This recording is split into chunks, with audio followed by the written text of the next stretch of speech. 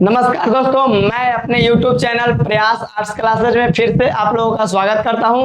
और आज से हम एक नए सब्जेक्ट की शुरुआत करेंगे। नया सब्जेक्ट की शुरुआत करेंगे। देखिए, तो हम लोग आज से जो पढ़ने वाले, इससे पहले जो भी क्लास हुआ वो सब 11th का था।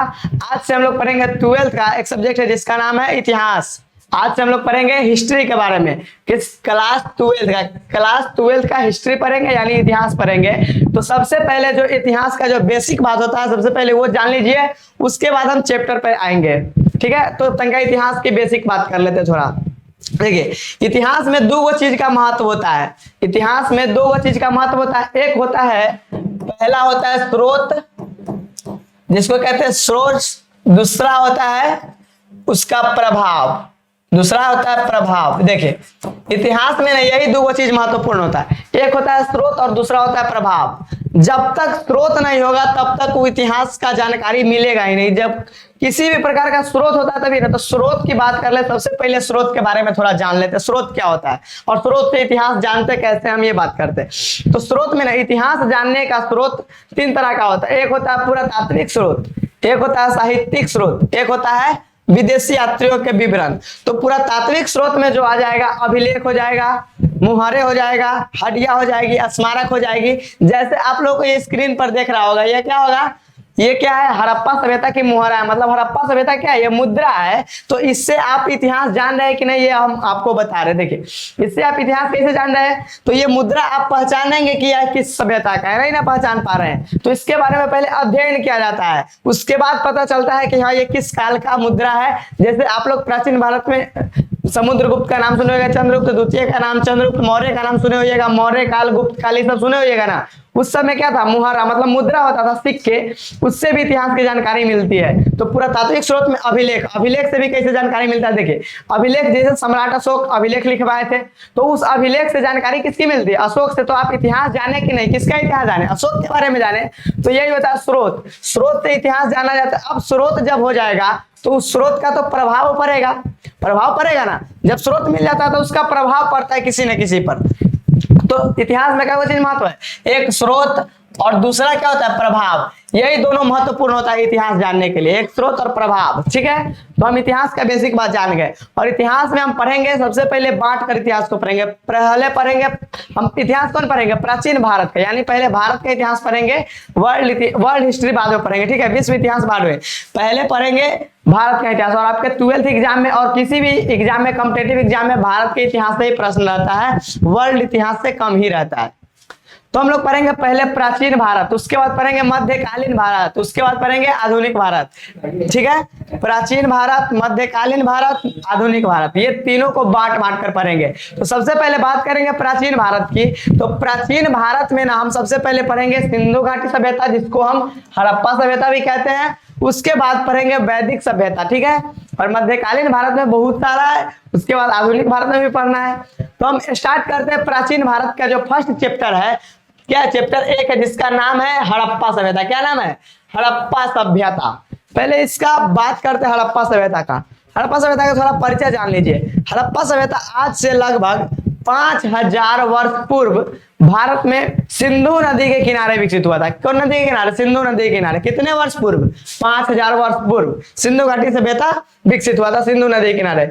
सिंधु घाटी सभ्यता को हड़प्पा सभ्यता इसलिए कहते हैं क्योंकि इसका जो सबसे पहला खोजा गया नगर था वो था हड़प्पा, इसीलिए इसको हम हड़प्पा सभ्यता भी कहते हैं। ठीक है, अब हड़प्पा सभ्यता का बेसिक बात को समझ लिया। उसके बाद देखिए यहाँ पर जो दिया है, पहला है हड़प्पाई मुहर। पहला टॉपिक क्या है, हड़प्पाई मुहर। मुहर का मतलब क्या होता है ये जानिए। मुहर का मतलब क्या होता है, मुद्रा होता है, रुपया होता है ना, करेंसी, रुपया होता है। मुहर का मतलब क्या होता है, रुपया। तो हड़प्पा सभ्यता का जो रुपया था यानी मुद्रा था, वो क्या था, उसके बारे में थोड़ा परिचय करते हैं। हड़प्पा सभ्यता के मुद्रा के बारे में देखिए, उससे भी इतिहास जानेंगे।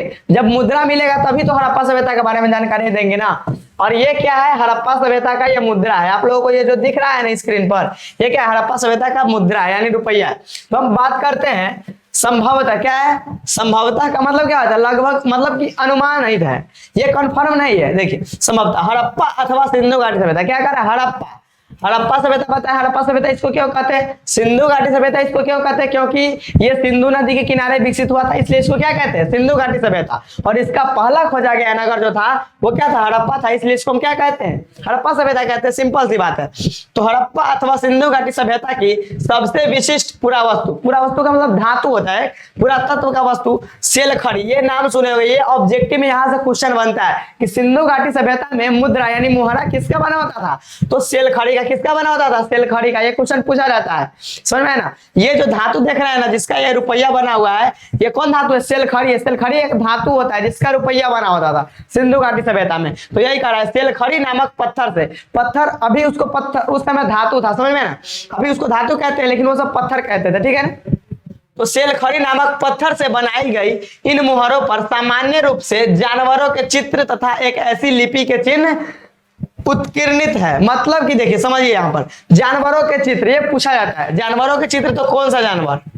चित्र सिंधु घाटी सभ्यता के मुहारा पर किसका चित्र बनाया जाता था? किस जानवर का चित्र बनाया जाता था? समझ में आया? यही क्वेश्चन कहेगा यहाँ पर। सबसे पहले पूछेगा सिंधु घाटी सभ्यता की मुहारा किसकी बनी होती थी? सेलखड़ी की बनी होती थी। उसके बाद किस जानवर का चित्र उस पर उत्कीर्णित था? तो यहाँ पर देख रहे होंगे, बाघ होगा, हिरन होगा, गैंडा होगा, ये सब जानवर का चित्र बना होता था उसके मुहारे पर, मुद्रा पर। उसके बाद लिपि, तो उसकी लिपि अभी तक पढ़ा नहीं गया है। कौन लिपि है हम भी नहीं बता सकते, क्योंकि आज तक सिंधु घाटी सभ्यता की लिपि पढ़ी नहीं गई है, इसीलिए उसको कहते अज्ञात है। उसकी लिपि क्या है? अज्ञात, मतलब मालूम नहीं है कौन सी लिपि थी, समझ में आया? तो जानवरों के चित्र, ऐसी लिपि का चिन्ह उत्कीर्ण, उत्कीर्ण का मतलब कहता है लिखा होता है, समझ में आया ना? उत्कीर्ण है जिन्हें अभी तक पढ़ा नहीं जा सका। यहाँ पर स्पष्ट लिख दिया, पढ़ा नहीं जा सका, मतलब कि सिंधु घाटी सभ्यता की लिपि को आज तक पढ़ा नहीं जा सका है, समझ में आया ना? उसके बाद क्या है, फिर भी हमें इस क्षेत्र में उस समय बसे लोगों के जीवन, क्या कहता है? जीवन, उसके बाद विषय में उनके द्वारा पीछे छोड़ी गई पुरावस्तुओं जैसे उनके आवासों, मृदभांड, आभूषणों, औजारों और मुहारों, दूसरे शब्दों में पुरातात्विक साक्ष्यों के माध्यम से बहुत जानकारी मिलती है। तो देखिए, पहले समझते हैं, बात करते हैं उसको। तो वहां की तो लिपि अभी तक पढ़ी नहीं गई है, फिर भी अनुमान के आधार पर, अनुमान के आधार पर क्या होता है ना, जैसे अनुमान लगाए, पढ़ने में कंफर्म नहीं है कि क्या होगा, अनुमानतः इतिहासकार ये कहते हैं कि उनसे इतिहास की जानकारी कैसे मिलती? तो उनके द्वारा पुरावस्थित, मतलब छोड़े का जो वस्तु होगा। तो सिंधु घाटी सभ्यता का आवास, आवास का मतलब सिंधु घाटी सभ्यता में घर किसके बने होते थे? यहाँ पर लिखा है आवास, आवास मतलब उसके घर से भी जानकारी मिलती है। मृद भांड क्या होता है? मृद भांड क्या होता है? मिट्टी के बर्तन को क्या कहते हैं? मृद भांड। अभी की तरह तो क्या है, कोई धातु का बर्तन, स्टील का बर्तन, एल्युमिनियम का बर्तन तो था नहीं, तांबा का बर्तन तो अभी की तरह था नहीं। उस समय जो बर्तन था मिट्टी के बर्तन था, क्या था? मिट्टी के, इसीलिए उसको क्या कहते हैं? मृद भांड कहते हैं। आभूषण, तो आभूषण भी बहुत इंपॉर्टेंट, सिंधु घाटी सभ्यता के लोग ना आभूषणों के बहुत ही शौकीन थे, बहुत ज्यादा आभूषण के शौकीन थे, समझ में आया ना? आगे बढ़ते आभूषण। उसके बाद औजार, हाँ, उस समय जो भी औजार होगा किसका होगा? उस समय जो भी औजार था वो सब औजार पत्थर के थे। किसका औजार था? पत्थर का, तांबा का, यही सब का औजार था, समझ में? और लोहा का औजार सिंधु घाटी सभ्यता में नहीं था। इसीलिए क्वेश्चन पूछा जाता है कि सिंधु घाटी सभ्यता के लोगों को किस धातु का ज्ञान नहीं था? तो लोहा का। अगर लोहा का ज्ञान होता तो वो लोग क्या करते? लोहा का भी औजार बनाते, लोहा के भी आभूषण बनाते, कुछ बनाते लोहा का, लेकिन उस समय लोहा का खोज ही नहीं हुआ था, ठीक है? औजारों तथा मुहरों, मुहरों बताइए थी, मुहरा किसका बना होता था? सेलखड़ी का मुद्रा बना होता था। यहाँ पर मुद्रा का चित्र दिख रहा होगा, ये क्या है? सिंधु घाटी सभ्यता की मुहारा है, मतलब मुद्रा है, ठीक है? इसको आप लोग देख लीजिएगा अच्छे से। उसके बाद देखिए क्या कहता है, देखेंगे कि हम हड़प्पा सभ्यता के विषय में क्या और कैसे जानते हैं, मतलब कि क्या जानना है हड़प्पा सभ्यता के बारे में और कैसे जानना है, यही हम लोग पढ़ेंगे। हम यह अन्वेषण करेंगे। अन्वेषण का मतलब क्या हुआ? निवेदन करेंगे, अन्वेषण करेंगे कि पुरातात्विक साक्ष्यों की व्याख्या। पुरातात्विक साक्ष्य बताए ना, पुरातात्विक स्रोत, पहले इतिहास में 3 गो स्रोत आता है, पुरातात्विक स्रोत, साहित्यिक स्रोत, विदेशी यात्रियों के विवरण। पुरातात्विक स्रोत में जैसे अभिलेख हो गया, सिक्के हो गया, हड्डियां हो गया, स्मारक हो गया, घर हो गया, मृद भांड हो गया, ये सब क्या होता है? पुरातात्विक स्रोत में आता है। साहित्यिक स्रोत में किताब उताब जो ग्रंथ होता है ना, वो सब साहित्यिक स्रोत में आता है। तो उसके बाद देखेंगे पुरातात्विक साक्ष्य, मतलब पुरातात्विक प्रमाण। साक्ष्य का मतलब प्रमाण होता है। साक्ष्यों की व्याख्या कैसे की जाती है, मतलब पुरातात्विक वस्तुओं की व्याख्या एक्सप्लेन कैसे करेंगे, वही कर रहा है। उसके बाद इन व्याख्याओं में कैसे कभी कभी बदलाव आ जाता है। हाँ, इतिहास में ना क्या होता है कि कोई भी चीज, कोई भी डेट या कोई भी चीज एकदम एक ट्रैक्ट सही नहीं होता, मतलब 100% सही नहीं होता है। कुछ इतिहासकार का मत अलग होता है, कुछ इतिहासकार का मत अलग होता है, ठीक है। तो यही कहता है कैसे बदल जाता है, कभी कभी बदल जाता है, कह रहा है ना बदलाव आ जाता है। उसके बाद निश्चित रूप से इस सभ्यता के कई पहलू आज भी हमारी जानकारी से परे हैं और हो सकता है कि हमेशा ही रहे, मतलब हमेशा, मतलब आगे भी यह सभ्यता रहे, इस सभ्यता की जानकारी आगे भी चलती रहे, ठीक है। तो हम बात करते हैं, ये समझ में आ गया ना हड़प्पाई मुहर के बारे में। मुहर का मतलब मुद्रा, यहाँ पर एक ही विशेषता थी कि मुद्रा के बारे में बताना था हड़प्पा सभ्यता के, तो मुद्रा बता दिया, जो भी क्वेश्चन बना था बन गया। कि यहाँ से देखिए क्वेश्चन बनेगा हड़प्पा सभ्यता की मुद्रा किसकी बनी होती थी, सेल खड़ी की, याद रखेगा। उस पर जानवरों के चित्र अंकित थे और लिपि के बारे में भी जानकारी मिलती है। और याद रखेगा हड़प्पा सभ्यता में मुद्रा पर ना एक भगवान का फोटो बना होता था, मतलब भगवान का चित्र बना होता था। वो किसका चित्र था, तो पशुपति का। किनका, पशुपति। आप लोग जानते हो पशुपति किनको कहते हैं, पशुपति भगवान शिव को कहा जाता है, महादेव को पशुपति कहा जाता है। और पशुपति का चित्र अंकित था किस पर, सिंधु घाटी सभ्यता के मुद्रा पर। मतलब कि हड़प्पा सभ्यता के जो मुद्रा बना होता था उस पर तो जानवर का चित्र था ही, लेकिन उस पर एक भगवान का भी फोटो बना होता था जिसका नाम था पशुपति। मतलब कि शिव के फोटो, मतलब शंकर जी का फोटो बना होता था हड़प्पा सभ्यता के मुद्रा पर, ठीक है। तो इसमें दिक्कत नहीं ना। अब बढ़ते हैं आगे थोड़ा, ठीक है। इसके बाद देखेंगे क्या है, चैप्टर एक्सप्लेन करते चले। देखिए क्या कर रहा है, देखिए हम बात करेंगे थोड़ा पारिभाषिक शब्द स्थान कला, मतलब जो परिभाषा देने वाला शब्द है। उसके बाद स्थान के बारे में बात करेंगे, क्या क्या स्थान थी। उसके बाद काल, काल का मतलब क्या होता है, समय होता है ना, पीरियड, समय। उसके बाद देखिए क्या कहता है, सिंधु घाटी सभ्यता को हड़प्पा संस्कृति यानी हड़प्पा सभ्यता भी कहा जाता है। तो बताया काहे कहा जाता है, पुरातात्विक संस्कृति। पुरातात्विक संस्कृति शब्द का प्रयोग पूरा वस्तुओं, क्या होता है पुरातत्व वस्तु, जो पुरातत्व, पहले पुरातत्व क्या होता है, तो जो वस्तु पृथ्वी के गर्भ से खुदाई में जो प्राप्त होती है उसको क्या कहते हैं, पुरातत्व। मतलब कि पृथ्वी से जो भी वस्तु प्राप्त होगी, एक लाइन में सीधे परिभाषा सुन लीजिए, जो भी वस्तु पृथ्वी से खुदाई में प्राप्त होगी, पृथ्वी से जो भी वस्तु प्राप्त होगी वो क्या होगा, सब के सब पुरातात्विक वस्तु होगा। क्या होगा, पुरातात्विक वस्तु होगा, ठीक है। तो इसमें याद रखेगा पुरातत्व किसे कहते हैं, तो पृथ्वी के गर्भ से निकली हुई वस्तु को क्या कहेंगे, पुरातत्व कहेंगे। समझ में आया। उसके बाद क्या कहता है, करते हैं जो एक विशिष्ट शैली, शैली का मतलब क्या होता है, शैली किस आधार पर शैली के होते हैं और सामान्यतः एक साथ एक विशेष भौगोलिक क्षेत्र। भौगोलिक क्षेत्र मतलब क्षेत्र तो होगा सिंधु घाटी सभ्यता का, ठीक है। भौगोलिक क्षेत्र तथा कालखंड, जैसे सिंधु घाटी सभ्यता का कालखंड पूछ रहा है तो कालखंड में यहाँ पर बता रहे हैं सिंधु घाटी सभ्यता का काल कब से कब तक है। तो याद रखिएगा 2500 बीसी से 1750 बीसी। क्या है, आपसे पूछा जाएगा सिंधु घाटी सभ्यता का समय क्या है, सिंधु घाटी सभ्यता का टाइम पीरियड क्या है, तो 2500 ईसा पूर्व से लेकर 1750 ईसा पूर्व तक। 2500 ईसा पूर्व से 1750 ईसा पूर्व।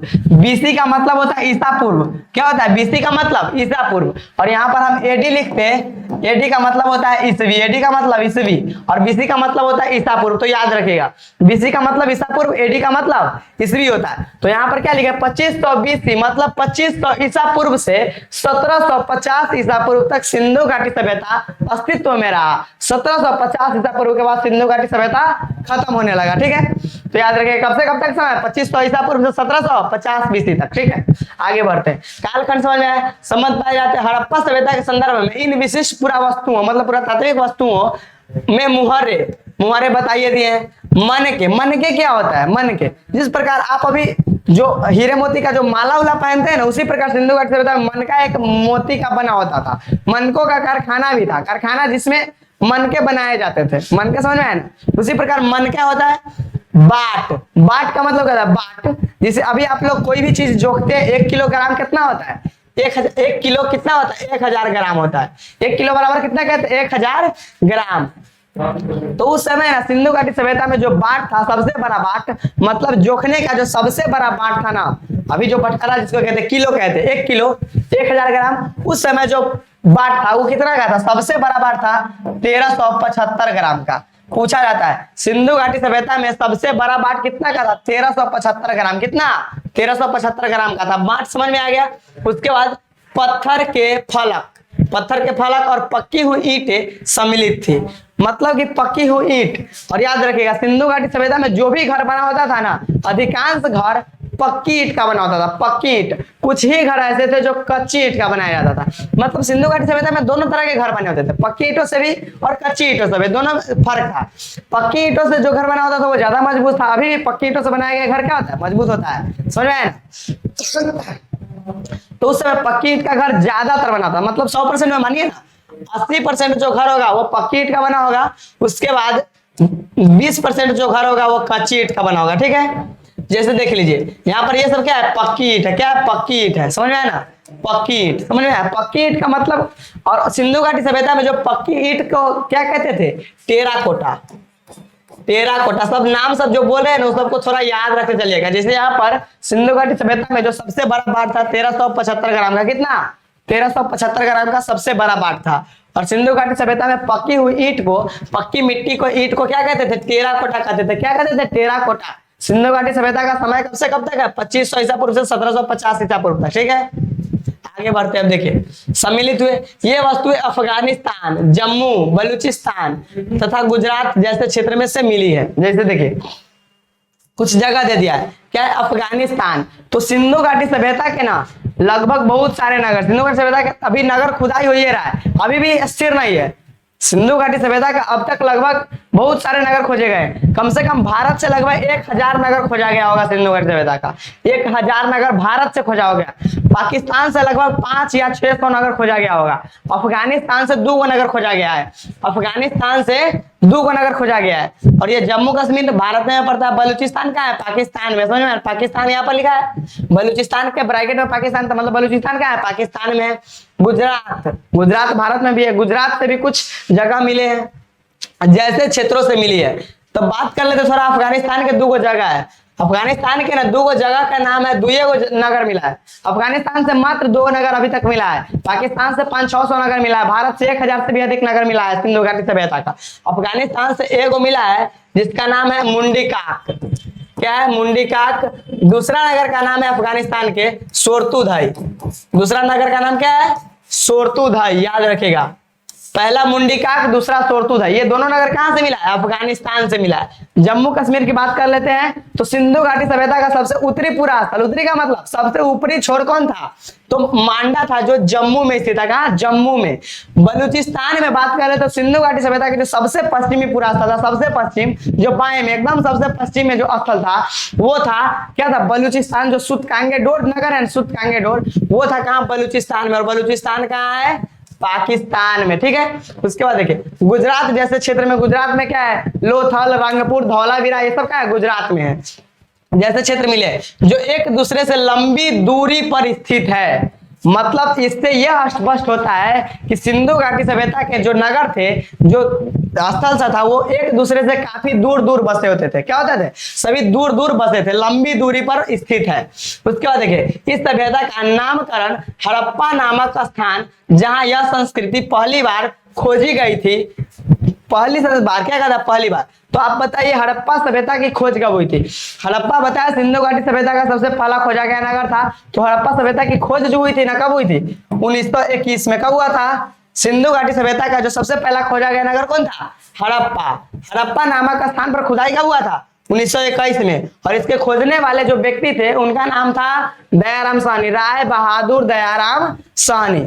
उन्होंने हड़प्पा सभ्यता की खोज किए थे, ठीक है, हड़प्पा की 1921 में। कब किए थे, 1921 में।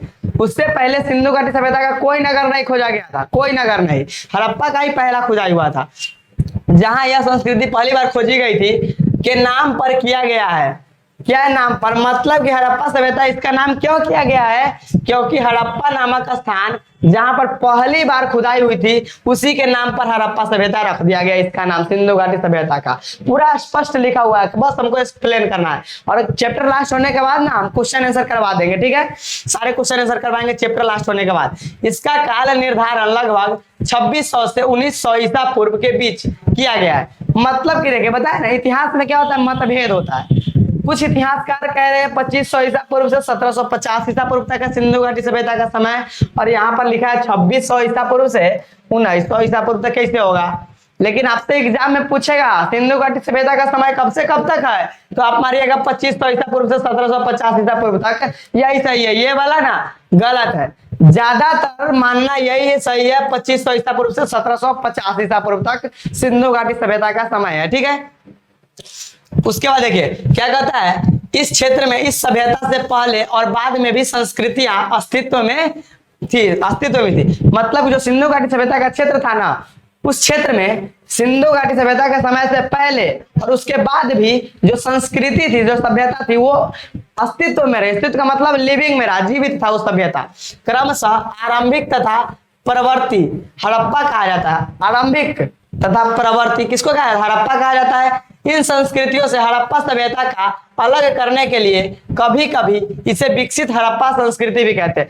अब बताइए, हड़प्पा सभ्यता इतना विकसित था, उसको क्या कहते हैं? विकसित सभ्यता कहते हैं। हड़प्पा सभ्यता को विकसित सभ्यता कहा जाता है। समझ में आया ना? इतना विकसित था, उसको हड़प्पा विकसित संस्कृति भी कहा जाता है। संस्कृति मतलब कल्चर और सिविलाइजेशन मतलब सभ्यता होता है। ठीक है, तो इसमें किसी को दिक्कत नहीं। परिभाषिक शब्द स्थान एवं कला, तो कुछ स्थान के बारे में बता दिए यहाँ पर, ये सब याद रखिएगा। टेराकोटा 2500 से 1750 ईसा पूर्व, 1921 दयाराम साहनी।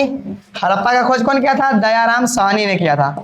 दयाराम साहनी, राय पूरा नाम है राय बहादुर दयाराम साहनी। सिंधु घाटी सभ्यता के जो सबसे पहला खोजा गया नगर हड़प्पा था, उसी की खोज किए थे राय बहादुर दयाराम साहनी ने 1921 ईस्वी में, और रावी नदी के किनारे। कौन नदी के किनारे? रावी नदी के किनारे। तो ये समझ में आ गया। उसके बाद आगे बढ़ते, अब देखो थोड़ा आगे बढ़ते हैं। देखिए आगे की थोड़ा बात कर लेते हैं।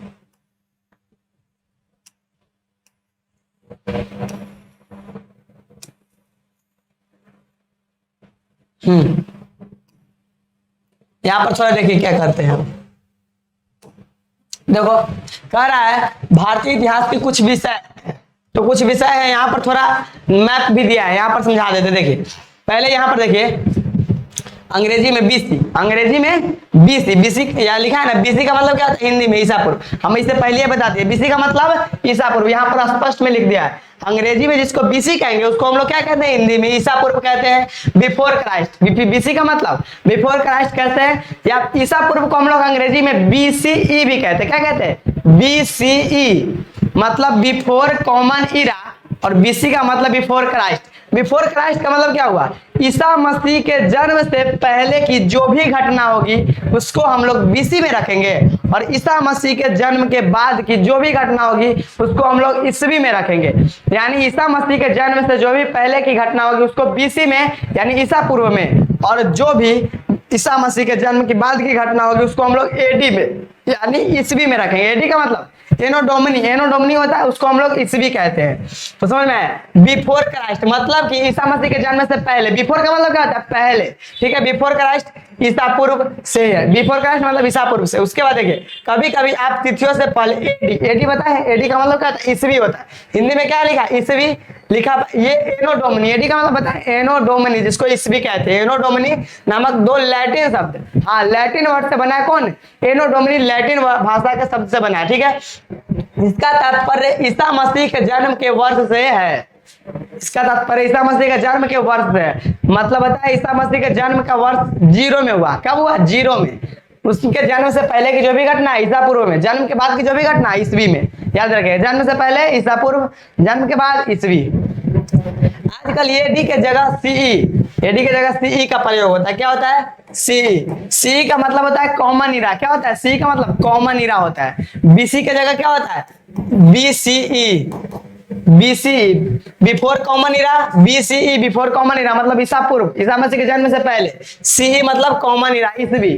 ठीक है, एडी के जगह पर क्या है? सीई का प्रयोग किया जाता है, बीसीई का प्रयोग किया जाता है। तो ये सब बता ही दिया, इसमें वही लिखा है बीसीई, एडी, बीसीई यही सब लिखा है। यहाँ पर थोड़ा मैप देख लीजिए क्या कहता है। सबसे हम बात करते हैं मांडा। बताए हैं सिंधु घाटी सभ्यता का सबसे उत्तरी पूरा स्थल। ये जो है ना, ये पूरा क्या है? सिंधु घाटी सभ्यता का क्षेत्र है। ये क्या है? मैप जो देख रहे हैं, थोड़ा इसको जूम कर देते। देखिए सिंधु घाटी सभ्यता का जो क्षेत्र है ना, वो देखिए कहां से कहां तक है। सिंधु घाटी सभ्यता का क्षेत्र आप लोग देखिए, थोड़ा समझिए इसको। आप लोग देखिए कह रहा है सिंधु घाटी सभ्यता का क्षेत्र है यही। यहाँ पर है मांडा, इससे ऊपर कोई नगर नहीं है। सिंधु घाटी सभ्यता का इससे ऊपर कोई भी नगर नहीं है। सबसे उत्तरी स्थल है मांडा। इसके बाद कोई भी नगर सिंधु घाटी सभ्यता का है ये ना है। यहाँ मांडा जो है वो किस नदी के किनारे है, तो यहाँ पर देख सकते हैं, यहाँ पर नदी भी दिया है। आप कभी चेनाब नदी का नाम सुने? चेनाब, ये भी सिंधु नदी का ही सहायक है। पहले ये बताया है सिंधु घाटी सभ्यता सिंधु नदी के किनारे विकसित हुआ। सिंधु एवं उसके सहायक नदी, उसके सहायक नदी में क्या होता है, जो सिंधु नदी को सहयोग प्रदान करता है, क्या होता है, सहयोग, तो उसके सहायक नदी, तो उसी में पहला स्थल है जो सबसे उत्तरी स्थल है वो है मांडा। क्या है? मांडा। उसके बाद ये कौन नदी के किनारे है? चेनाब नदी के किनारे। देखिए नजदीक में कौन है? चेनाब है ना, मांडा नदी के किनारे। मांडा किसके नदी के किनारे है? चेनाब नदी के किनारे। यहाँ पर झेलम नदी भी है, तो झेलम नदी जो है ये सब भारत का स्थल है। झेलम नदी कहाँ है? झेलम नदी सिंधु घाटी, सिंधु नदी का भी सहायक नदी है। सिंधु नदी के सहायक नदी बता देते हैं, झेलम, सतलज, रावी, ब्यास, चेनाब। देखिए सिंधु नदी के सहायक नदी है, तो पहले सिंधु हो गया, उसके बाद झेलम, उसके बाद चेनाब, रावी, सतलज, ब्यास, ये सब सिंधु नदी के ही सहायक है। तो यहाँ पर मांडा देख रहे हैं, यहाँ सबसे उत्तरी पुरास्थल है। यहाँ पर लिख रहे हैं उत्तरी पुरास्थल मतलब उत्तरी स्थल। सिंधु घाटी सभ्यता का सबसे उत्तरी स्थल कौन था? मांडा था। मैप में भी दिखाया जा रहा है। उसके बाद देखिए क्या कहता है, रावी नदी किनारे, रावी और हड़प्पा। ये क्या है? हड़प्पा, बहुत इंपॉर्टेंट है हड़प्पा। हड़प्पा क्या है? तो सिंधु घाटी सभ्यता का सबसे पहला खोजा गया नगर कौन है?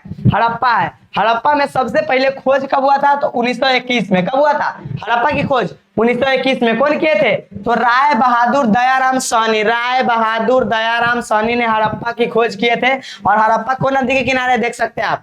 हड़प्पा के नजदीक में कौन सा नदी है? रावी नदी है। कौन? रावी नदी। तो इससे भी याद हो जाएगा। हड़प्पा मैप याद रखेगा तो याद करने की जरूरत नहीं है, मैप को खाली ध्यान में रखिए। हड़प्पा कौन नदी किनारे है? रावी नदी किनारे। मांडा से सटा हुआ कौन नदी है? चेनाब है। कौन है? चेनाब।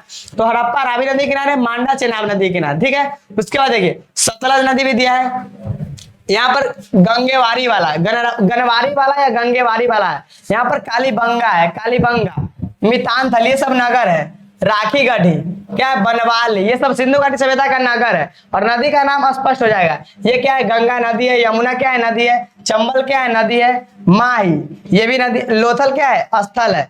लोथल क्या है? जगह है सिंधु घाटी सभ्यता का। रंगपुर भी जगह, ये सब गुजरात वाला क्षेत्र है। रंगपुर, लोथल, नर्मदा, ये सब गुजरात वाला क्षेत्र है। ठीक है। धौलावीरा, ये भी गुजरात वाला क्षेत्र है। गुजरात वाला क्षेत्र यहाँ से यहाँ तक देखिए, ये क्या है? गुजरात वाला क्षेत्र है। यहाँ पर जो भी नगर होगा सब गुजरात में स्थित होगा। जैसे यहाँ पर देख सकते हैं आप लोग, लोथल कहाँ है? गुजरात में। रंगपुर कहाँ है? गुजरात में। नर्मदा नदी कहाँ है? गुजरात में। माई, ये भी गुजरात में। धौलावीरा कहाँ है? गुजरात में है। ठीक है। ये सब नगर है। सतलज नदी, कालीबंगा की बात कर लेते हैं थोड़ा, कालीबंगा नगर की। ऐसे सब नगर का बारे में पढ़ेंगे, एक नगर के बारे में पढ़ेंगे। कालीबंगा ना बहुत इंपॉर्टेंट इसलिए है क्योंकि यहाँ से एक ऐसा प्रमाण मिला है जो कि आश्चर्यचकित कर दिया। यहाँ पर अग्निकुंड का प्रमाण मिला। क्या है? अग्निकुंड। अग्निकुंड का प्रमाण मिला है। इससे हमें यह स्पष्ट होता है कि सिंधु घाटी सभ्यता के लोग यज्ञ पूजा पाठ करते होंगे, तभी तो अग्निकुंड मिला है। अरे जब तक स्रोत, जब तक नहीं मिलेगा आप लोगों को, स्रोत मिलेगा ही नहीं तो आप इतिहास जानेंगे कैसे? तो अग्निकुंड मिला, तो इससे यह इतिहास की जानकारी मिलती है कि जो सिंधु घाटी सभ्यता के जो लोग थे वो लोग यज्ञ पूजा पाठ पर ध्यान देते थे। ठीक है, करते थे, इसीलिए अग्निकुंड का प्रमाण मिला है कालीबंगा से। ठीक है। मितानथल, ये हरियाणा में है। कालीबंगा राजस्थान में। बनवाली कहाँ है? हरियाणा में। राखीगढ़ी हरियाणा में है। ये सब नगर है। यहाँ पर देखिए मोहनजोदड़ो है क्या, और यहाँ पर राखीगढ़ी जो है ना, राखीगढ़ी ये भारत में है। मोहनजोदड़ो वाला क्षेत्र जो अभी कहाँ है? ये पाकिस्तान वाला क्षेत्र है। अभी क्या है? पाकिस्तान, याद रखिएगा। ये जो क्षेत्र है ना, ये अभी पाकिस्तान वाला क्षेत्र है। पाकिस्तान वाला क्षेत्र है। तो मोहनजोदड़ो कहाँ पड़ रहा है? पाकिस्तान में पड़ रहा है। सिंधु घाटी सभ्यता का सबसे बड़ा नगर कौन था? मोहनजोदड़ो था। सिंधु घाटी सभ्यता का सबसे बड़ा नगर मोहनजोदड़ो था। लेकिन ये, इसकी बदकिस्मती यह थी कि यह भारत में नहीं था। ये कहाँ था? ये पाकिस्तान वाला क्षेत्र में चल गया था। लेकिन 1947 से पहले तो ये सब भारत में था। 1947 में जब पाकिस्तान बना ना, तो मोहनजोदड़ो वाला क्षेत्र कहाँ चला गया? पाकिस्तान में चला गया। यहाँ पर जो देख रहे हैं सूतकांगेडोर, ये भी कहाँ है? पाकिस्तान में। सिंधु घाटी सभ्यता का सबसे पश्चिम में स्थित कौन सा शहर है? सूतकांगेडोर। सिंधु घाटी सभ्यता का सबसे पश्चिम में, मतलब सबसे बाद पश्चिम में स्थित शहर है सूतकांगेडोर। ये पड़ता है पाकिस्तान के सबसे पश्चिम में, बलूचिस्तान में पड़ता है। बलूचिस्तान कहाँ है? पाकिस्तान में। मोहनजोदड़ो भी पाकिस्तान में पड़ता है। और मोहनजोदड़ो हड़प्पा सभ्यता का सबसे बड़ा नगर था। उसके बाद बात करते हैं राखीगढ़ी। तो राखीगढ़ी भी बड़ा शहर था, लेकिन ये भारत में। तो पूछेगा भारत में स्थित हड़प्पा सभ्यता का सबसे बड़ा नगर कौन था? राखीगढ़ी था। और सीधे पूछेगा हड़प्पा सभ्यता का सबसे बड़ा नगर कौन था? मोहनजोदड़ो था। ठीक है। कोट दीजी यहाँ पर एक शहर है। चनहुदरो भी शहर है, बालाकोट ये सब शहर का नाम है, मतलब स्थल है, शहर नहीं स्थल, उस सब का नगर था। ठीक है, बनवाली ये सब नगर का, ये मैप समझ में आ गया ना, सिंधु घाटी सभ्यता का जो क्षेत्र है वो मैप है। ठीक है, और कुछ कुछ नगर छूट गया, इसमें नहीं दिया हुआ है मैप में, आगे हम सब नगर पढ़ा देंगे। यहाँ पर ये सब याद रखिएगा। आप बढ़ते आगे। ठीक है, ये क्षेत्र था। देखिए आगे बढ़ते हैं। आरंभ, हम बात करेंगे अब इसके बारे में। अब देखिए क्या कहता है, इस क्षेत्र में विकसित हड़प्पा से पहले भी कई संस्कृतियां अस्तित्व में रही। ये सही बात है, बताएं हड़प्पा से पहले भी कोई भी क्षेत्र खाली थोड़ी रहता, वहां पर तो कुछ ना कुछ तो रहा ही होगा। तो हड़प्पा से पहले, हड़प्पा से पहले 2500 ईसा पूर्व में आया, उससे पहले भी कुछ ना कुछ रहा होगा। तो यही करा, उससे पहले भी कई संस्कृति अस्तित्व में रही। उसके बाद विशिष्ट मृद भांड, क्या मृद भांड मतलब मिट्टी के बर्तन। शैली, शैली का मतलब क्या था, किसी भी चीज का आधार, पैटर्न, क्या है शैली, संबंध थी, शैली संबंधित थी, हड़प्पा सभ्यता से संबंधित भी था। उसके बाद तथा इनके संदर्भ में हमें कृषि, पशुपालन तथा कुछ शिल्पकारी, शिल्पकारी का मतलब क्या होता है, मूर्तिकार, जो मूर्ति बनाने वाले होते हैं उसको क्या कहते हैं, शिल्पकार कहते हैं, मूर्तिकार कहते हैं, शिल्पकारी मतलब मूर्तिकारी। उसके बाद साक्ष्य भी मिलते हैं, साक्ष्य का मतलब प्रमाण होता है, मूर्तिकार का साक्ष्य, किसका साक्ष्य, पशुपालन का साक्ष्य, कृषि का साक्ष्य। हाँ, हड़प्पा सभ्यता के लोगों की ना अर्थव्यवस्था की जो सबसे मूलभूत इकाई थी वो क्या थी, कृषि। मतलब कि सबसे बड़ा हड़प्पा सभ्यता में अर्थव्यवस्था का सबसे बड़ा आधार क्या था, कृषि था। उसके बाद पशुपालन था, व्यापार भी था, उद्योग धंधा भी था, शिल्पकारी मतलब मूर्ति बनाते थे हड़प्पा सभ्यता के लोग। ठीक है, और मूर्ति बनाते थे। इससे यह भी मिला है कि सिंधु घाटी सभ्यता में ना पशुपति की मूर्ति मिली है, पशुपति मतलब भगवान शिव की मूर्ति भी मिली है। साक्ष्य का मतलब प्रमाण होता है, ये बता दिया। बस्तियां आमतौर पर छोटी होती थी, सिंधु घाटी सभ्यता में बस्तियां कैसी होती थी, जो गांव की तरह बस्तियां होती थी वो छोटी थी, मोहल्ला की तरह छोटी होती थी, और इनमें बड़े आकार की संरचनाएं लगभग 9 के बराबर थी, लगभग 9 के बराबर संरचनाएं, बड़े आकार की संरचना नहीं थी, कहीं कहीं बड़ा आकार का संरचना था, बड़ा बड़ा शहर कहीं कहीं था। ठीक है, जैसे बताया मोहनजोदड़ो सबसे बड़ा शहर था, राखी गढ़ी ये भारत में सबसे बड़ा शहर था। कुछ कुछ शहर बड़े थे लेकिन सब छोटी इकाई की थी, छोट थी।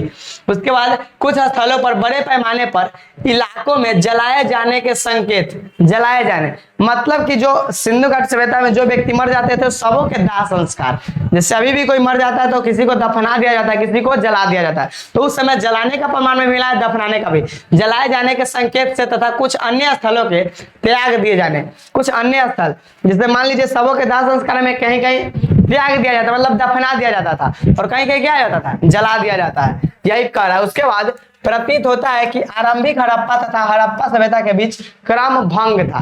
क्रम मतलब क्रम नहीं था, क्रम जैसे सिंधु घाटी सभ्यता का ना बताया, समय में भी मतभेद होता है। जैसे कुछ इतिहासकार कहते हैं 2500 ईसा पूर्व से 1750, कोई कहते हैं 2300 से 1750, ऐसे 2600 से 1900 ईसा पूर्व, ये सब मतभेद रहता है। इतिहास में पूरा चीज सही नहीं होता है, 100% सही नहीं होता है। ठीक है, उसके बाद देखिए निर्वाह के तरीके, मतलब जो जीवन जीने का तरीका था वो कैसा तरीका था, उसके बाद परिचय करते हैं जीवन जीने में। आपने मानचित्र में जो मानचित्र दिखाए हैं उसके बारे में पूछ रहा है। देखिए देखा होगा कि विकसित हड़प्पा सभ्यता संस्कृति कुछ ऐसे स्थानों पर पनपी जहां पहले आरंभिक हड़प्पा संस्कृतियां अस्तित्व में थी। जहां पर प्रारंभिक हड़प्पा सभ्यता, हड़प्पा सभ्यता में 2 भागों में बांटा गया, समझ में आया। जब हड़प्पा की खोज हुई, ये सब जैसे जब विकसित हुआ ना, कोई भी सभ्यता एक ही साथ एक ही तरह विकसित नहीं होता है, धीरे धीरे विकसित होता है, धीरे धीरे पहले लो रहता है, उसके बाद फिर थोड़ा उठता है, फिर उसके बाद धीरे धीरे जाते जाते पूरा विकसित हो जाता है। तो प्रारंभ में कैसा था हड़प्पा सभ्यता, एकदम गिरा हुआ सभ्यता था, लेकिन बाद में एकदम विकसित भी हो गया, अस्तित्व में थी। इन संस्कृतियों में कई तत्व जिनमें निर्वाह के तरीके शामिल है, मतलब जीवन जीने के तरीके शामिल है। सिंधु घाटी सभ्यता के लोगों को जीवन जीने का तरीका शामिल है, किसमें, यहाँ पर देखिए जो प्रारंभिक हड़प्पा कहानी थी उसमें। उसके बाद देखिए समान थे हड़प्पा सभ्यता के निवासी कई प्रकार के पेड़ पौधों से प्राप्त उत्पाद, पेड़ पौधा से जो प्राप्त उत्पाद थे उसको खाते पीते थे, शिकार भी करते थे, शिकार भी खाते थे, और जानवरों जिनमें मछली भी शामिल है प्राप्त भोजन करते थे। यहाँ पर देखिए जानवरों से भी भोजन प्राप्त करते थे, जैसे शिकार किए किसी जानवर का उसको भी खाते थे, पेड़ पौधे से प्राप्त जो फल हुआ, जो कुछ भी हुआ पेड़ पौधे से प्राप्त उसको भी खाते थे, और क्या हुआ मछली, मछली को विशेष, मछली यहाँ पर बहुत इंपॉर्टेंट है क्योंकि ना मछली पकड़ने में इन लोगों को मजा आता था। बंसी का प्रमाण मिला, जिसको आप लोग बंसी कहते हैं ना, मछली पकड़ने का कांटा होता है ना, ये लोग मछली पकड़ते थे। चाहते तो मछली ऐसे भी पकड़ते थे, लेकिन मछली मनोरंजन के लिए भी पकड़ते थे। मनोरंजन का मतलब क्या था, जैसे आनंद लेने के लिए मछली को पकड़ते थे, दो जानवरों को आपस में लड़वा देते थे, शिकार करते थे, ये सब मनोरंजन का भी साधन था और भोजन का भी साधन था। ठीक है, उसके बाद देखिए अनाज, जले अनाज के दानों, जले अनाज, जो अनाज जल जाता था उसके दानों तथा बीजों की खोज से पुरातत्विद आहार संबंधी आदतों के विषय में जानकारी प्राप्त करने में सफल हो पाए हैं। जो पुरातत्विद है, जो पुरातत्व के जानने वाले जो विद्वान होते हैं उसको क्या कहते हैं, पुरातत्विद कहते हैं। जो पुरातात्विक वस्तुओं की अध्ययन करते हैं उसको क्या कहते हैं, पुरातात्विद कहते हैं। ठीक है, तो वो जले अनाज से, जो अनाज जल जाता है उससे बीज को तैयार करना। कैसे बीज को तैयार करेगा, बीज की खोज, उसकी बीज की खोज करेगा पुरातत्विद आहार, आहार का मतलब क्या होता है, भोजन होता है ना, आहार संबंधी आदतों के विषय में जानकारी प्राप्त करने में सफल हो पाए हैं। मतलब कि जो जानकारी प्राप्त अनाज के बारे में करना है पुरातत्विद, उसमें क्या हुए, सफल हुए, असफल नहीं हुए, लेकिन लिपि पढ़ने में खाली असफल हो गए। ठीक है, याद रखिएगा, सिंधु घाटी सभ्यता का हर एक चीज सफल हुआ, लेकिन उसका लिपि पढ़ने में कोई भी व्यक्ति आज तक सफल नहीं हुआ। सब व्यक्ति असफल ही रहता है, नहीं पढ़ता। जो व्यक्ति जो सिंधु घाटी सभ्यता का लिपि पढ़ लेगा ना, उसका इतिहास में नाम हो जाएगा, कहा जाएगा कि सिंधु घाटी सभ्यता के लिपि को किसने पढ़ा, जो पढ़ा रहेगा उसको, लेकिन आज तक कोई भी व्यक्ति पढ़ा नहीं है। ठीक है, उसके बाद देखिए इनका अध्ययन पूरा वनस्पतिज्ञ, पूरा वनस्पतिज्ञ, जो वनस्पति विज्ञान होता है वनस्पति, उससे बारे में वनस्पतिज्ञ करते हैं, जो प्राचीन वनस्पति के अध्ययन। देखिए यहाँ पर थोड़ा देख लीजिए, आरंभिक हड़प्पा तथा विकसित हड़प्पा संस्कृतियां, सिंधु और चोलिस्तान। चोलिस्तान क्या है, तो पाकिस्तान का सबसे बड़ा मरुस्थल है। जैसे भारत का सबसे बड़ा मरुस्थल क्या है, थार है, और थार से थोड़ा छोटा है जो पाकिस्तान का सबसे बड़ा मरुस्थल है वो क्या है, चोलिस्तान है, जो रेगिस्तान से लगा हुआ पाकिस्तान का रेगिस्तान है। जो पाकिस्तान का जो चोलिस्तान है वो कहां से अलग हुआ है, रेगिस्तान से ही अलग हुआ है, रेगिस्तान से अलग हुआ है, उसी की सीमा से लगा हुआ है। उसके बाद बस्तियों की संख्या के संबंध में ये आंकड़े देखिएगा, देखिए ये सब आंकड़ा है, ये दिया हुआ है। अब बढ़ते आगे थोड़ा, ये तो समझ में आ गया होगा। यहाँ पर आरंभ है, यहाँ पर निर्वाह के तरीके, मतलब सिंधु घाटी सभ्यता का आरंभ कैसे हुआ, दूसरा क्या है सिंधु घाटी सभ्यता के निर्वाह तरीके, मतलब जीवन जीने का तरीका कैसा था लोगों का। आगे बढ़ते थोड़ा, देखिए देखो यहाँ पर दिया ईंटें, मन के अस्थियां, थोड़ा इसके बारे में पढ़ लेते हैं। देखिए बात करेंगे इसके बारे में थोड़ा। करा ईंटें, मन के अस्थियां, तो ईंटें बताया सिंधु घाटी सभ्यता में ईंटें किसके बनाते थे, पक्की मीटों के, पक्की ईंटें, पक्की क्या थे, पक्की मिट्टी के ईंट जो बना होता था ना, ईंट। सिंधु घाटी सभ्यता का ईंट कैसा था ये भी पूछा जाता है। सिंधु घाटी सभ्यता में ईंट कैसा था, सिंधु घाटी सभ्यता में जो ईंट था ना चतुर्भुजाकार था। सिंधु घाटी सभ्यता का ईंट कैसा था, चतुर्भुजाकार था। उसके बाद उसकी ईंट पक्की, मतलब ईंट जो बना होता था ना मिट्टी का बना होता था, मिट्टी का ईंट बना होता था, मन के बताए किए हैं। और पक्की ईंट को क्या कहा जाता था, टेराकोटा। सिंधु घाटी सभ्यता में पक्की हुई ईंटों को क्या कहा जाता था, टेराकोटा कहा जाता था। मन के बताइए दिए हैं। अस्थियां, अस्थियां नहीं बताए, अभी अस्थियां बता रहे, देखो अस्थियां का मतलब क्या होता है, हड्डियां, हड्डियां जैसे आप लोग जानते हैं ना, अभी भी कोई मान लीजिए किसी मृत व्यक्ति का जो अस्थियां, जो जलाने के बाद 3 दिन या 4 दिन के बाद, गांव देहात में ऐसा परंपरा होता है, जलाने के 3 या 4 दिन के बाद जाते हैं, उसमें से जो बच गया रहता है, जो शेष भाग अस्थियां, उनको ना मिट्टी के पात्र में रख लिया जाता है, वही अस्थियां होता है। जो हड्डियां होता है ना बच जाता है, वही अस्थियां। तो सिंधु घाटी सभ्यता की अस्थियां के बारे में पढ़ेंगे। के विशेषज्ञ होते हैं, हड़प्पा स्थलों से मिले अनाज के दानों में गेहूं, जौ, दाल, सफेद चना तथा तिल शामिल है। मतलब कि सिंधु घाटी सभ्यता में अनाज कौन कौन था, गेहूं था, जौ था, दाल था, चावल भी था, सफेद चना था, चना, उसके बाद तिल, हाँ तिल भी शामिल था। उसके बाद बाजरे, बाजरे तो प्रमुख ही था, बाजरा तो प्राचीन काल से ही है। सिंधु घाटी सभ्यता में बाजरे की खेती भी होती थी, कपास की खेती होती थी। कपास मतलब वो तो अनाज नहीं है, कपास क्या है, कपड़े बनाने के लिए कपास की खेती करते थे, लेकिन ये सब अनाज में पूछेगा सिंधु घाटी सभ्यता का अनाज इनमें से कौन नहीं था, तो आपको ये सब याद रखना होना, गेहूं, जौ, दाल, सफेद चना, बाजरा, चावल, ये सब उसका अनाज था। ठीक है, चावल के दाने क्या है, चावल के दाने अपेक्षाकृत कम पाए गए हैं। मतलब कि गेहूं, जौ, दाल की अपेक्षा में चावल की मात्रा कम पाई गई है। मतलब कि ज्यादा खेती इसकी होती थी, गेहूं की, जौ की, दाल की, चना की खेती ज्यादा होती थी, लेकिन धान की खेती यानी चावल की खेती कम होती थी। यही कह रहा है, चावल के दाने अपेक्षाकृत कम पाए गए। कम पाए गए मतलब क्या होगा, कम खेती होगा। हड़प्पा स्थलों से मिली जानवरों की हड्डियों में मवेशियों, भेड़, बकरी, भैंस तथा सुअर की हड्डियां शामिल है। जो हड्डियां, हड्डियां का मतलब क्या था, अस्थियां, बताया है ना, अस्थियां का मतलब हड्डियां होता है। तो जानवर की हड्डियां मिला है, जिससे क्या होगा, एगो इंपोर्टेंट है यहाँ से, घोड़े के अस्थि पंज, अस्थि का मतलब हड्डी, घोड़े के हड्डी सिंधु घाटी सभ्यता में किस नगर से मिला है, ये खूब पूछा जाता है कि सिंधु घाटी सभ्यता में घोड़े के अस्थि पंजर कहां से मिला है, सुरकोतरा से मिला है। कहां से, सुरकोतरा से मिला है। उसी प्रकार भेड़ के भी, मवेशी में क्या होगा, भेड़िया के भी हड्डी मिला है, बकरी के भी, भैंसी के, सुअर, गधा, इस सब का भी हड्डियां मिला। मतलब उस समय, इससे क्या पता चलता है इतिहास के बारे में, मतलब कि सिंधु घाटी सभ्यता के लोग, वो लोग इसको पालते होंगे, भेड़ को पालते थे, बकरी को पालते थे, भैंस को पालते थे, सुअर को पालते थे, गाय को पालते थे, तभी ना इस सब का हड्डियां मिला है। जब तक पालते नहीं होंगे तो उसका हड्डी प्रमाण कहां से जाएगा, समझ में आया ना। आगे बढ़ते हैं अब इसके बाद, देखिए पूरा प्रमाणिक विज्ञान, पूरा प्रमाणिक विज्ञानियों अथवा जीव पुरातत्वविदों द्वारा किए गए अध्ययनों से संकेत मिलता है कि ये सभी जानवर पालतू थे। बताया ना, पालतू, पालतू का मतलब क्या, पालने वाले जानवर से, कौन, ये जितने भी जानवर, भेड़, बकरी, भैंस, सुअर, ये सब, गधाई, ऊंट, ये सब पालतू जानवर था। वराह, सुअर, वराह क्या है, जंगली प्रजाति जैसे वराह। सिंधु घाटी सभ्यता में जो अभी आप लोग सुअर जिसको कहते हैं ना, उसको क्या कहता था, वराह कहा जाता था। क्या कहा जाता था, वराह कहा जाता था। हिरन, हिरन को अभी भी हिरन कहते हैं। हिरन तथा घड़ियाल, घड़ियाल होता है जैसे मगरमच्छ की तरह होता है घड़ियाल। हड्डियां, घड़ियाल की भी हड्डियां भी मिली है, मतलब घड़ियाल की भी हड्डियां मिली है। ये जंगली जानवर है, ये सब जंगली जानवर, वो सब पालतू जानवर था। पालतू जानवर में ये सब आ गया, जंगली जानवर में ये सब आ गया। जंगली जानवर में सुअर आ गया, जो बड़ा जिसको कहता था। हिरन, ये जंगली जानवर में आ गया। घड़ियाल क्या है, ये सब जलीय जीव है। जल का मतलब घड़ियाल ना, समुद्र में रहता है, नदी में रहता है, ये सब घड़ियाल जलीय जीव है।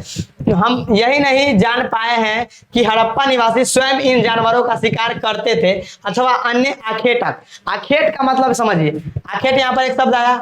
आखेट का मतलब क्या होता है, आघात करना, मतलब उस पर आक्रमण करना, शिकार करना। आखेट का मतलब शिकार करना होता है। जब तक आखेट कैसे होगा, शिकार करेगा, उस पर आघात करेगा, उस पर आक्रमण करेगा, तभी ना आखेट होगा। आखेट समुदायों से इनका मांस प्राप्त करते थे। आखेट समुदाय से मतलब आक्रमणकारी जो समुदाय था, जो अटैक करने में जो काफी महान था, आक्रमणकारी समुदायों से ना इनका मांस प्राप्त करते थे। जो भी जंगली जानवर होता था उस सब का मांस प्राप्त करते थे आखेट करके, शिकार करके, ठीक है, शिकारी समुदाय। मछली तथा पक्षियों, क्या है, मछली तथा पक्षियों की हड्डियां भी मिली है। मतलब जो मछली था और पक्षी था उस सब की हड्डियां भी मिली है सिंधु घाटी सभ्यता में। यही करा। उसके बाद अब बात करेंगे कृषि एवं प्रौद्योगिकी। मतलब प्रौद्योगिकी मतलब उद्योग धंधा से संबंधित होता है ना, और कृषि के बारे में बात करेंगे हड़प्पा सभ्यता की कृषि के बारे में। यहाँ पर थोड़ा मैप देख लीजिए। सिंध, ये सिंध वाला क्षेत्र कहाँ है, अभी अफगानिस्तान वाला क्षेत्र में पड़ता है, लेकिन अभी पाकिस्तान में सिंध। कोटदीजी, ये भी पाकिस्तान में है। सिसवल, ये कहाँ है, पाकिस्तान में। दमसादात, क्या है, दमसादात, ये कहाँ है, पाकिस्तान में। आमरीनाल, ये सब क्या है, पाकिस्तान के शहर है, ठीक है। आगे बढ़ते थोड़ा हम, देखिए बात करेंगे कृषि प्रौद्योगिकी के बारे में। अब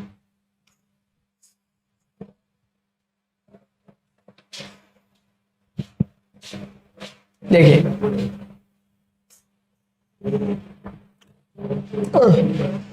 देखो क्या कहता है, हालांकि अनाज के दानों से कृषि के संकेत मिलते हैं, पर वास्तविक कृषि विधियों के विषय में स्पष्ट जानकारी मिलना कठिन है। मतलब कानून के विषय में, मतलब कृषि का जो कानून नियम था ना, वो उसके विषय में जानकारी मिलना कठिन है। कठिन का मतलब क्या है, जल्दी से उसको नहीं खोजा जा सकता है। भाई अनाज है तो कृषि का हम लोग अनुमान लगाए हैं, जो अनाज से मिला उससे हम लोग अनुमान लगाए कि उस सबकी कृषि होती होगी। लेकिन ऐसा भी तो हो सकता है कि वो लोग व्यापार में वो अनाज मंगाते होंगे, अपने यहाँ नहीं उपजाते होंगे, हो सकता है ना। तो यही इतिहास में यही होता है।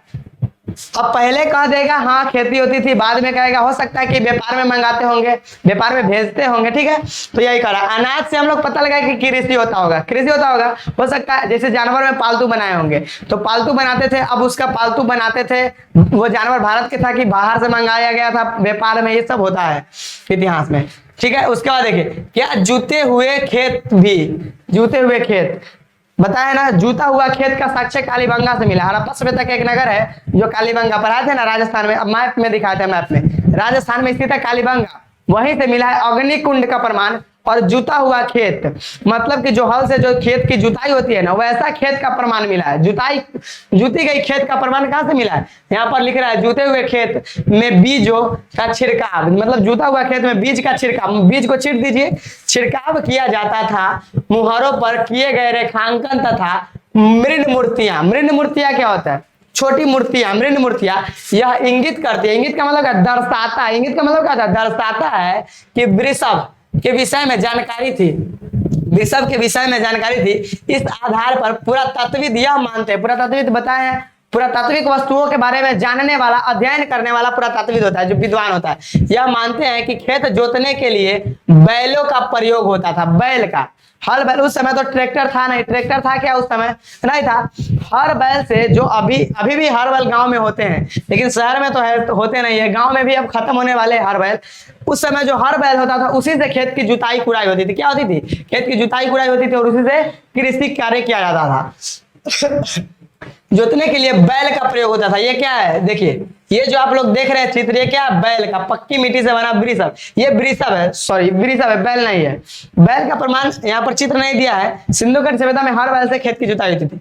ये वृषभ का चित्र है। वृषभ एक जानवर होता है, ठीक है, जानवर होता है। उसके बाद देखिए कहां पर है? चोलिस्तान के कई स्थलों और बनवाली, बनवाली कहां है? हरियाणा में। चोलिस्तान के कई स्थलों और बनवाली से मिट्टी से बने हल के प्रतिरूप। बनवाली से क्या मिला है? मिट्टी से बने हल। पूछा जाता है मिट्टी से बने हल, बैल का प्रमाण कहां से मिला है? बनवाली से मिला है, बनवाली से, और चोलिस्तान से भी मिला है। और कहेगा मिट्टी के बैलगाड़ी कहां से मिला है? बनवाली से, क्योंकि मिट्टी के बैलगाड़ी, समझ में आया? बैल जो मिट्टी का बनाया होता था, मिट्टी का बैल, उस समय बैल था, लेकिन बैल की पूजा करने के लिए मिट्टी का भी बैल बना सकते हैं ना। जैसे मान लीजिए किसी भी व्यक्ति का प्रतिमा बनाते हैं ना हम लोग, पत्थर का या किसी भी चीज का प्रतिमा बनाते हैं, उसी प्रकार ये लोग बैल की प्रतिमा बनाते थे। तो उस समय तो कोई धातु उतना था नहीं, कोई पत्थर ज्यादा नहीं था, इसीलिए मिट्टी के ये लोग बैल बना देते थे, मिट्टी का बैलगाड़ी बना देते थे। तो पूछा जाता है मिट्टी के बैलगाड़ी का प्रमाण कहां से मिला है? बनवाली से मिला है। यहाँ पर स्पष्ट शब्दों में लिख दिया है, क्या कह रहा है? बनवाली, यहाँ पर बनवाली से मिला है कौन? मिट्टी से बने हल। हल यानी हल मिला है, तो बैल का भी प्रमाण मिला होगा, बैलगाड़ी। हल के प्रतिरूप मिले हैं। इसके अतिरिक्त, अतिरिक्त मतलब इसके अलावे, पुरातत्वविदों को कालीबंगन राजस्थान से, राजस्थान जो कालीबंगा का है राजस्थान में है, कालीबंगन नामक स्थान पर जूते हुए खेत का साक्ष्य मिले। बताए जूते हुए खेत के साक्ष्य कहां से मिला है? कालीबंगा से मिला है, कालीबंगा से जूते हुए खेत के साक्ष्य मिले हैं। उसके बाद देखिए कह रहा है जो आरंभिक हड़प्पा स्तरों से संबंध है, इस खेत में हल रेखाओं के दो समूहों एक दूसरे को समकोण पर काटते हुए विद्यमान थे, जो दर्शाते हैं, क्या कहता है? जो दर्शाते हैं कि एक साथ दो अलग अलग फसलें उगाई जाती थी। मतलब अभी ना खेत में अभी भी होता है, एक ही साथ दो फसल बो दिया जाता है, खेत में एक ही साथ दो फसल बो दिया जाता है। तो सिंधु घाटी सभ्यता के लोग भी ये जानते थे कि एक साथ दो फसल उगाया जा सकता है। बहुत दिमाग वाले थे ये सब, बहुत दिमाग वाले। बात करते हैं इससे अभी से पहले ये विकसित सभ्यता थी, नगरीय सभ्यता थी, नगर की तरह। इतना विकसित होगा, समझ सकते कितना दिमाग वाला होगा इस सभ्यता के लोग। इसके अलावा क्या होता? रेखाओं के दो समूह एक दूसरे को समकोण पर काटते थे। जैसे हल से जोते ना, हल से खेत जोताता है तो एक लाइन इधर ऐसे आनी जोत देता है, एक लाइन ऐसे आनी जोत देता है, जोत देता है ना। तो उसी प्रकार इसमें दो फसल कैसे होगा? एक यहाँ पर बो देगा और ऐसे आने भी बो देगा। तो उसी प्रकार दो फसल बोते थे कौन? सिंधु घाटी सभ्यता के लोग। ऐसा कहना है, ऐसा 100% सही नहीं कि बोते ही थे, ऐसा पूरा तात्विक जो विद्वान है वो कह रहे हैं कि हाँ ऐसा करते होंगे। उसके बाद देखिए पहचानने का प्रयास, औजारों को क्या कहता है? पुरातत्वविदों ने फसलों की कटाई के लिए प्रयुक्त औजार, जो फसल की कटाई के लिए प्रयुक्त औजार, मतलब फसल की कटाई किस औजार से किया जाता है? अभी फसल की कटाई किस औजार से करते हैं हम लोग? हसुआ से काटते हैं, हसुआ होता है, खुरपी होता है, इस सब से फसल की कटाई उठाई होता है। फसलों की कटाई के लिए प्रयुक्त औजार, तो उस समय जो भी औजार होगा किसका बना होगा? पत्थर का बना होगा, कांसा का बना होगा। कांसा का मतलब क्या होगा? तांबा और टीन के जो मिलाने से जो मिश्र धातु बनता है ना, तांबा और टीन के मिलाने से जो मिश्र धातु बनता है वही होता है कांसा। तो कांसा का भी औजार बना होगा, पत्थर और कांसा का जो औजार बना होता, औजार को पहचानने का प्रयास भी किया। पहचानने का प्रयास किया मतलब पहचाना अभी नहीं, प्रयास किया है। उसके बाद देखिए क्या हड़प्पा सभ्यता के लोग लकड़ी के हाथों में बिठाए गए पत्थर के फलकों का प्रयोग करते थे? ये बात सही है, लकड़ी के मतलब जो हल भी बनाते थे तो लकड़ी के बनाते थे, और लकड़ी के औजार भी बनाते थे, पत्थर के भी बनाते थे, कांसा के भी बनाते थे। बिठाए गए पत्थर के फलक, पत्थर के फलक, फलक का मतलब मूर्ति होता है, ठीक है, प्रयोग करते थे। फिर वे धातु के औजारों का प्रयोग करते, धातु का मतलब बताए ना, तांबा एक धातु है, तीन भी क्या है, धातु है, दोनों को मिला दीजिएगा ना पिघला कर तो क्या बन जाएगा, कांसा बन जाएगा। तो वो एक मिश्र धातु हुआ, उसी के औजार बनाते थे। अधिकांश हड़प्पा स्थल अर्ध शुष्क, शुष्क भूमि जानते हैं, जहां पर वर्षा कम होती है, अर्ध शुष्क मतलब वर्षा न के बराबर होती है वहां पर शुष्क, और कम वर्षा होती है तो अर्ध शुष्क क्षेत्रों में स्थित है, जहां संभवतः कृषि के लिए सिंचाई की आवश्यकता, सिंचाई का मतलब क्या हुआ, वहां पर वर्षा नहीं होती होगी, सिंचाई की आवश्यकता जब ही पड़ेगा तभी आप लोग समझ जाइएगा कि वहां पर वर्षा नहीं होती होगी, इसीलिए उसको क्या कहते हैं, अर्ध शुष्क भूमि कहते हैं। सिंचाई की आवश्यकता पड़ती होगी। अफगानिस्तान में क्या कहता है, अफगानिस्तान में सोरतुदाई, बताया सोरतुदाई कहाँ है, अफगानिस्तान में, इससे पहले बताए मुंडी का सोरतुदाई दोनों नगर कहाँ है, अफगानिस्तान में। तो सोरतुदाई नामक हड़प्पा स्थल से नहरों के प्रमाण, नहरों के प्रमाण मिले। तो आपसे पूछेगा सिंधु घाटी सभ्यता में नहरों का प्रमाण किस नगर से मिला है, सोरतुदाई से। सोरतुदाई कहाँ है, अफगानिस्तान का एक शहर है, सोरतुदाई से मिला है नहर के प्रमाण। उसके बाद देखिए, परंतु पंजाब और सिंध में न ही ऐसा संभव है कि प्राचीन नहरें, मतलब पुरानी नहरें बहुत पहले ही बाढ़ से भर गई थी। जो प्राचीन नहर थी, जो पुरानी नहर थी, वो सब बाढ़ से भर गई थी। पंजाब और सिंध वाले एरिया है ना, उस पाकिस्तान का सिंध और पंजाब भारत में है, और पंजाब पाकिस्तान में भी, दो पाकिस्तान है, उस एरिया में जो भी नहर था वो सब बाढ़ के कारण भर गई थी पहले से ही।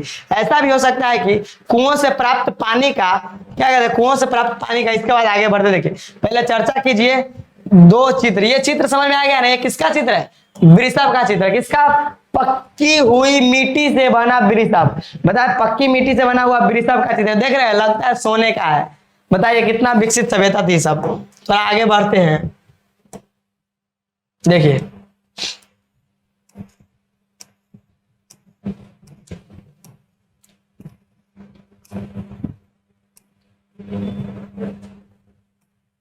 देखिए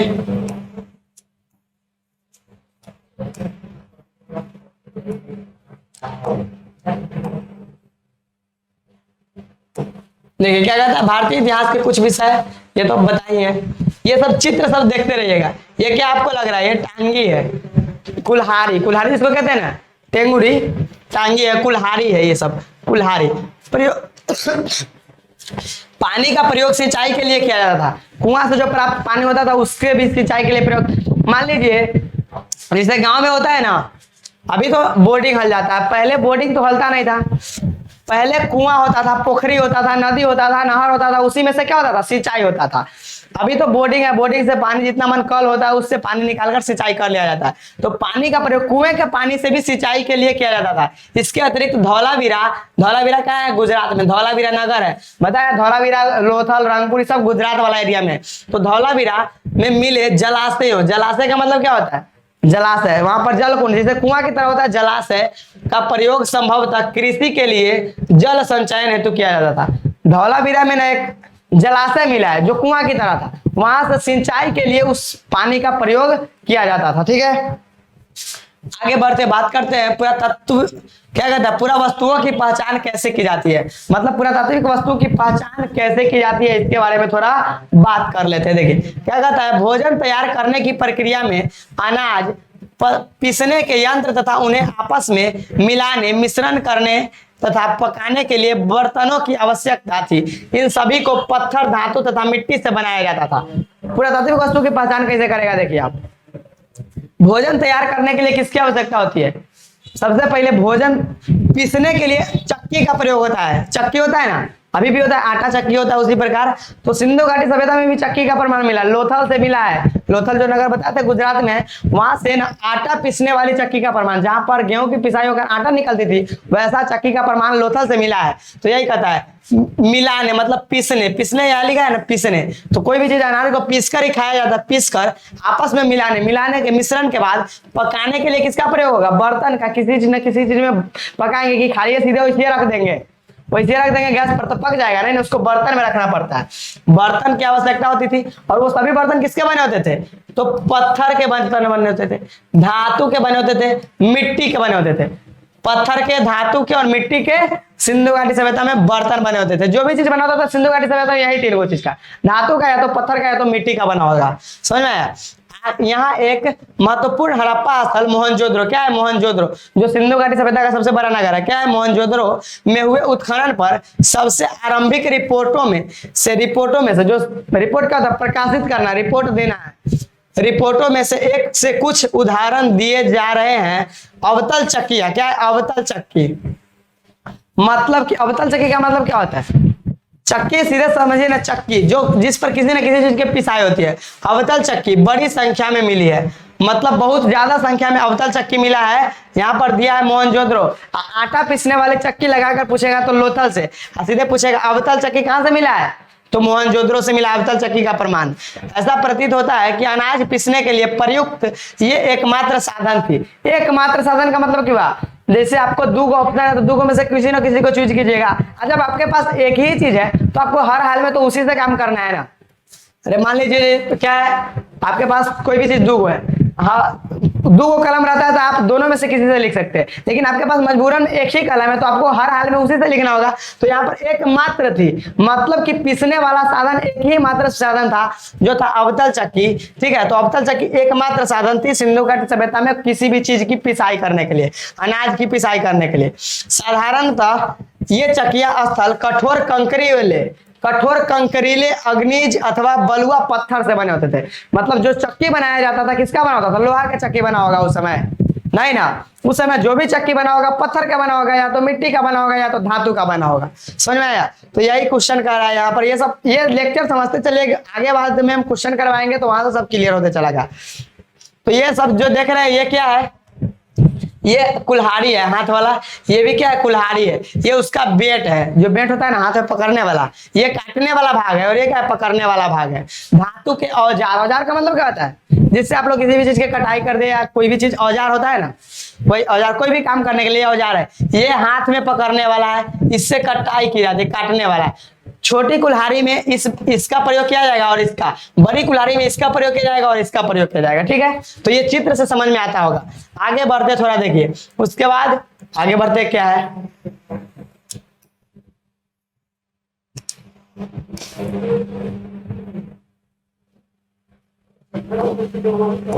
देखो समझो थोड़ा इधर ये क्या कहता है, ये सब बता दिया। रिपोर्टों बड़ी संख्या में मिले हैं, कंकरीले अग्निज बलुआ पत्थर से बनाए जाते थे, जो भी उस समय पिसने वाली चक्की था उस सब का। आप बात करते निर्मित थी, आमतौर पर इनसे अत्यधिक प्रयोग के संकेत मिलते।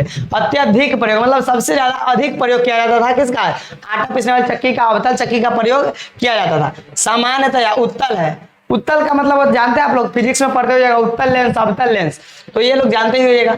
निश्चित रूप से इन्हें जमीन में अथवा मिट्टी में जमा कर रखा जाता होगा, रखा जाता होगा लगा, क्या है होगा का मतलब क्या है नहीं ना था, रखा जाता था नहीं, होगा मतलब लगभग अनुमान से हम कह रहे हैं कि हाँ रखा जाता होगा, जिससे इन्हें हिलने से रोका जा सके।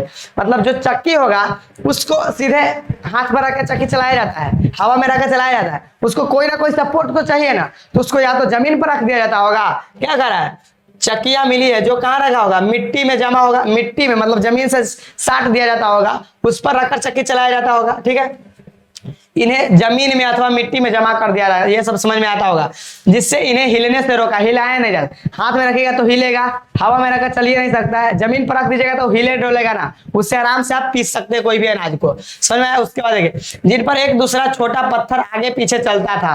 आप लोग अभी गांव में जाता देखते हो, जाता चक्की जिसको कहते हैं ना, एक वो नीचे सटल आता है, वो सही से घुमा घुमा कर पीसा जाता है। समझ में आया? वही होता है जाता चक्की। उसी प्रकार एक पत्थर नीचे रखा होता है और एक पत्थर ऊपर से चलता है जो पीसने का काम करता है। आगे पीछे क्या कर रहा है, आगे पीछे चलाया जाता था, जिससे निचला पत्थर खोखला हो गया। खोखला का मतलब खुरदरा होता है, खोखला हो गया था। तथा दूसरी वे है जिनका प्रयोग संभवतः केवल सालन या तरी बनाने के लिए, जड़ी बूटियों तथा मसालों को कूटने के लिए। अभी भी मसाला उसाला पिसाता है गांव देहात में देखते हुए, शहर में तो मशीन से पीस दिया जाता है, मशीन से पीस दिया जाता है।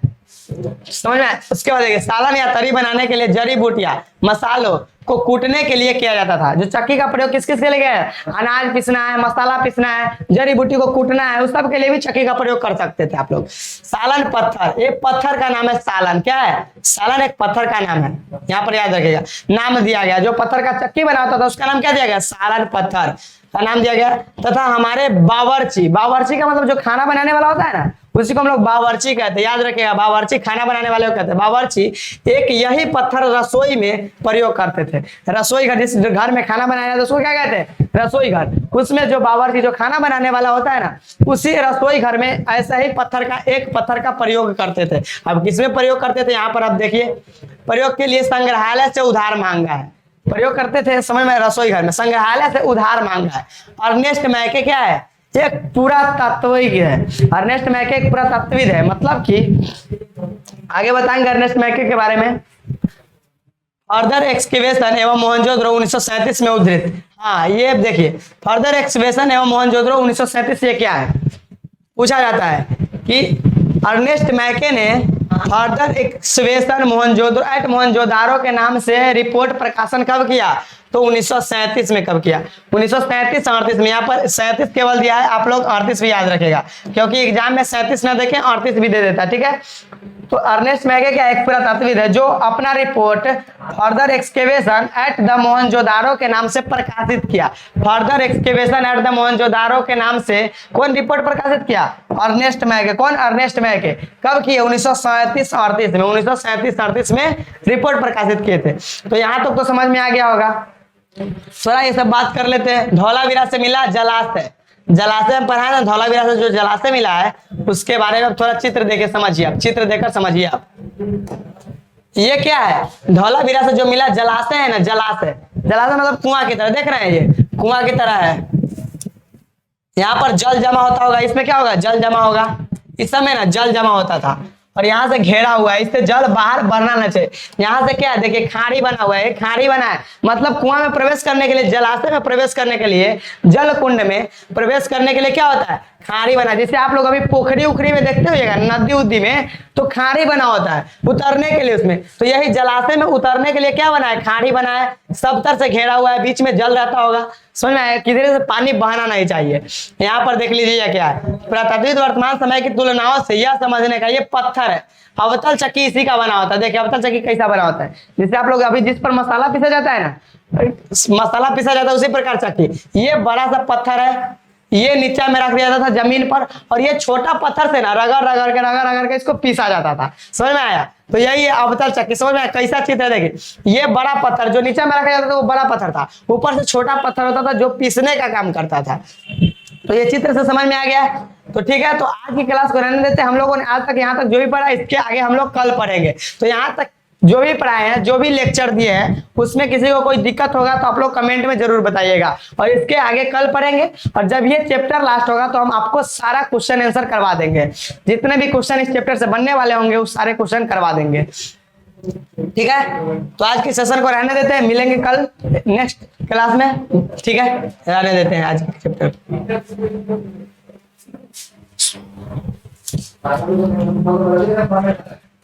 बंद कर दीजिए, हो गया।